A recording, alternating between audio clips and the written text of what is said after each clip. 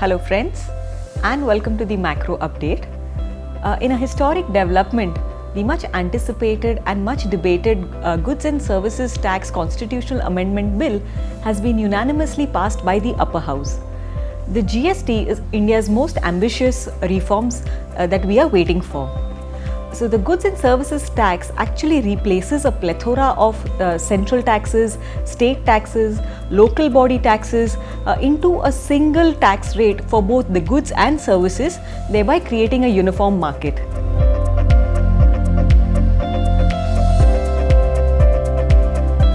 The Constitutional Amendment Bill has also been passed by the lower house, the amended version of the same.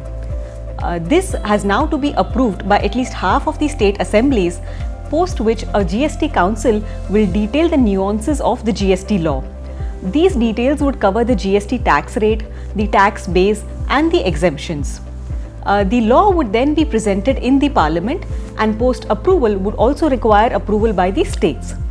Only post this would the GST actually come into implementation. The government is intending to execute this and implement the GST by April 1, 2017. However, being an indirect tax, the GST actually can be implemented even in the middle of a fiscal year.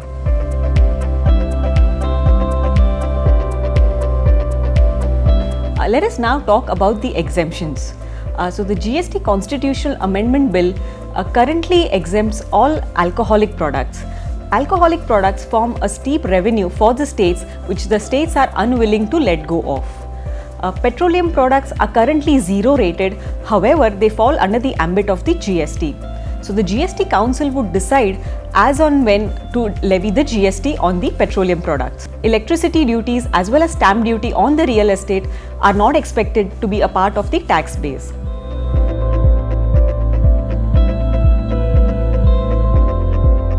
The next big debate would center around task of the GST Council, which would pencil in the revenue neutral rate and the tax base and the exemption list. So the Arvind Subramaniam committee had suggested a revenue neutral rate of 15 to 15.5%. Based on this revenue neutral rate, we had three tax slabs which were proposed. So you have a lower tax of around 12% for essential goods. You have a standard tax rate of around 17 to 18% for most services and several goods. And you have a demerit tax, which is a 40% tax on luxury items, etc. Typically, the states who would be losing out on revenues would be willing to have a GST set at a very high rate. If we talk about from an economic perspective, if the GST rate is set at a high rate, the very compliance that the GST intends to achieve could be compromised on. In fact, if we look at the perspective that GST is likely to support enhance productivity, support growth and hence increase the overall tax efficiency, that could probably leave some room for allowing the GST rate to be set lower. The Constitutional Amendment Bill also provides for the centre to compensate the revenue losses that the states would incur.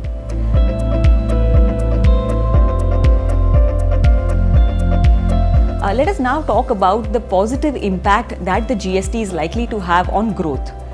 So while in the near term we do not expect the GST implementation to have any impact, significant impact on growth or tax collections, however, over the medium term, the GST would create a uniform market. It would ease doing business, it would improve the business climate, it would reduce the transaction costs, it would increase the overall productivity, hence it would boost growth and also mobilize higher tax revenues. We expect the implementation of GST to add roughly 70 to 120 basis points to India's GDP growth.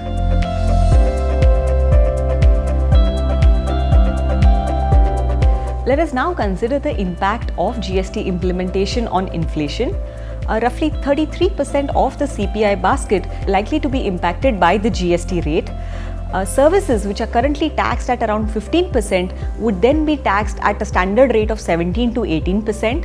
However, manufactured goods which are currently taxed at a much higher rate of around 22.5% would be taxed at a lower rate.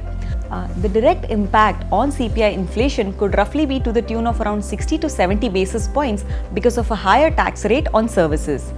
However, over the medium term, with the increased productivity, we expect inflationary pressures to be subdued with the implementation of the GST. Further clarity on the impact of growth, inflation, and tax collections would emerge as and when the tax base is decided, the tax rate is decided, and the exemption list choices are made with regards to the same. Thank you all for your time and attention.